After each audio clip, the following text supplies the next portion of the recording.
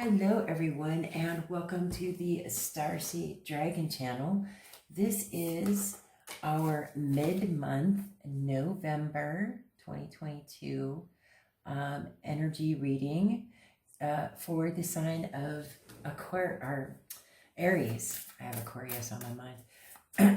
This is for the sign of Aries. I am using the Light Seers Tarot for our foundation, and let's see what we got here. We got the Four of Cups, the Ten of Swords, Five of Swords, Nine of Swords, Three of Swords, Four of Wands, the Wheel of Fortune, Temperance, and the Knight of Pentacles. I know this looks all gloom and doom up here, but that's not what the case is. And I also want to point out, we've got two Wheel of Fortunes here. On the table.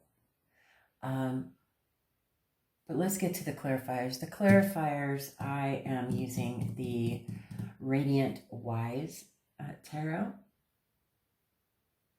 And to clarify, the Four of Cups is the Page of Swords, the Eight of Swords. I know, a lot of swords, right? A lot of truth coming out. And the Three of Swords.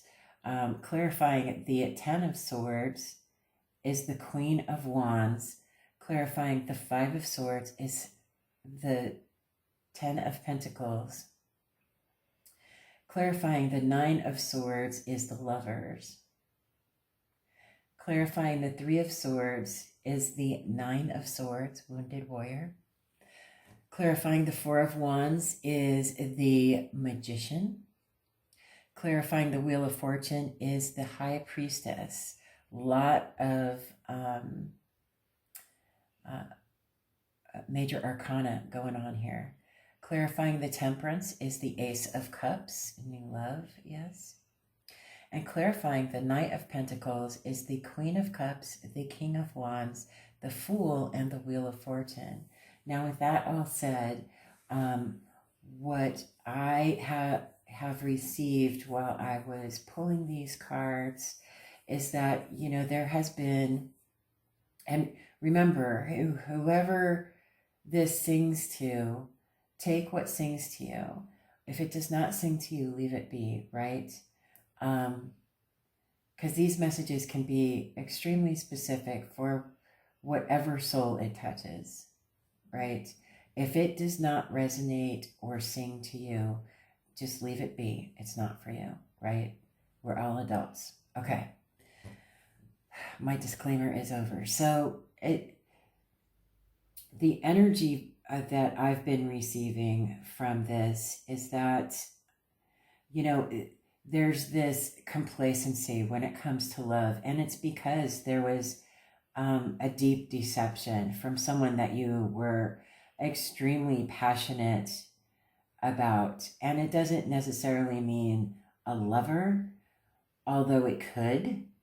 But it could be a deep friendship, a soul tribe, a family member, someone that you loved and trusted, betrayed your trust, betrayed your love, threw you to the wolves. And now you're complacent with love. You're like, well, whatever. And, you know, there is this, you know, spying action. The Page of Swords is also known as the Spy Master, but you're all up in your head going, I'm not worthy of love. This is the result of, you know, when I wear my heart on my sleeve, or when I give my love to somebody, they treat me like this, and, you know, throw me away like a piece of trash, right? I've been there, you know. And there's this challenge, there's this heavy weight weighing down on you, and it's, you know, it's given you anxiety, it's given you nightmares, it's given you self-confidence issues, and it does look like there possibly could be a third party involved, telling that other person that you loved and trusted and had your heart invested in negative things about you to make them do this, stab you in the back and turn away from you, and throw you away, right? This was the act of a third party getting involved and convincing them that, you know, you're no good, to get you out of the picture. And that's fine. That just shows manipulative behavior, right? And that's something that person that betrayed you is going to have to deal with. How do they get out of that trap of manipulation? Because in all honesty, it's up to them. If they were grown up enough to walk away from someone that was creative and passionate and took action to show them how much you cared for them, then, you know, they can dig themselves out of the hole that they dug themselves, right? They dug themselves into that hole, and it left you with an empty heart, a broken heart, with anxiety and self-deprecation, right? Well, I must not be good enough and this person was your legacy wealth. That's why I'm saying it could well not be a lover. It could be someone who is your soul tribe, who is your family, who is part of your legacy wealth, right? Or what you would consider your legacy wealth. Someone that, you know, you thought was your ride or die, or you were their ride or die, and probably still are, because Aries, we're a lot of things, right, Aries? But one thing that we are 100% through and through is loyal, and we'll be loyal to someone even if they stabbed us in the back 1,000 times, right? When we give our love to someone, we give it. And it doesn't matter if it's not returned or not. We've made that promise, and we're going to keep it. We're going to keep it, right? That's what Aries does. Even if it pisses us off because we find out that this person wasn't even worthy of our love in the first place. But when we made that promise, they were. When we made that promise, we thought they were. And we're going to keep that promise because we are 100% loyal and devoted to our word. Our word is our bond, right? Speak up, fellow Aries. That's how it is. But this love, this choice that was made to hurt you and to throw you away and betray you, this not only left you empty, but it filled you with anxiety. It filled you with dread. It filled you with heartbreak, right? But you're still standing.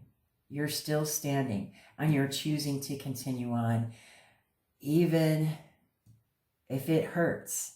Trust me, I walked that path recently. And I've walked it many years ago as well. And, you know, it doesn't get any easier. It doesn't get any easier. It doesn't hurt any less. You just get used to it hurting, right? All that gloom and doom said and done. This love was a true love, right? And with this, it could have been with someone that, well, yeah, I keep going back to family, soul tribe, chosen family, birth family, whatever it may be. I don't think it was a lover, you know, unless it was like your lover's family that you adopted, right? But it's definitely someone that you cared for, okay? Someone that you cared passionately for and probably always will because of that familial type or tie, right? But here we have the Four of Wands and the Magician clarifying the Four of Wands with the Wheel of Fortune and the High Priestess. You have this deep, deep knowing. You've got all the tools that you need to survive in this world and to thrive in this world. And you know that your love is abundant and triumphant. And people all around you fumble over themselves trying to get your love because they know that when you give your love, when you give your generosity and your time and your caring, you mean it. You say what you mean and you mean what you say, right? And you know how to succeed and you know how to thrive. You're a very passionate being, right? So there's really not much that you would not do for someone that you give your devotion to. You would even allow them to stab you in the back thousands of times. Trusting them again, that's a whole nother novel, right? But that doesn't mean you're going to stop loving them. You might not ever trust them again, but you'll never stop loving them, right? The good news is that you're healing. You've been working on healing, and you've reconciled within yourself, and you've forgiven within yourself. You've forgiven others who have hurt you. You've forgiven yourself for hurting others. You've forgiven yourself for hurting yourself, allowing yourself to be hurt. You've forgiven, okay? Working on that. The healing process and the growth is happening. You're evolving, right? And you know that. You're in touch with yourself. The Wheel of Fortune is spinning in your favor because here it is, right here, because of the fact that you have shown patience with others as well as with yourself. Here comes this divine offer of a new emotional stability, new emotional divine love coming your way, right? It's going to be slow coming with this Knight of Pentacles, the slowest moving card in the deck, right? But it is loving, creative, passionate, and it's the beginning of a whole new world, right? A whole new journey, a whole new adventure, and it's going to be filled with emotional stability. It's going to be filled with passion. It's going to be filled with action. This new person that's coming in is going to not only say they love you, but show you that they love you. They're not only going to say, trust me, but they're going to show you why they should be trusted. They're not only going to say, I would jump off of a cliff for you, but they're going to jump off of a cliff for you. Do you see what I'm saying? So this is your good karma coming back to you. Seriously. Good karma coming back to you. It's been a long time coming. You are healing. You're doing the work. Work on yourself. Focus on bettering yourself from within. It will exude outward. Don't worry about what's happened before. And because you can't judge everyone else based on the actions of one person, right? Not everybody's out to get you. Get out of your own head. Get out of your own anxieties. Your legacy wealth is whatever you choose for it to be. And yeah, maybe this person was what you considered your legacy wealth, but plans change, right? Things, there are forks in the road. Sometimes you have to veer left.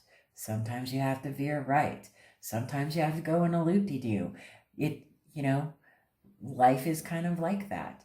But either way, you traveled down that road, you put your best foot forward, you got crushed in the process, but you walked away with that lesson. You walked away with that lesson. And now you are cautious and guarded and leery of just promising your love just to anyone.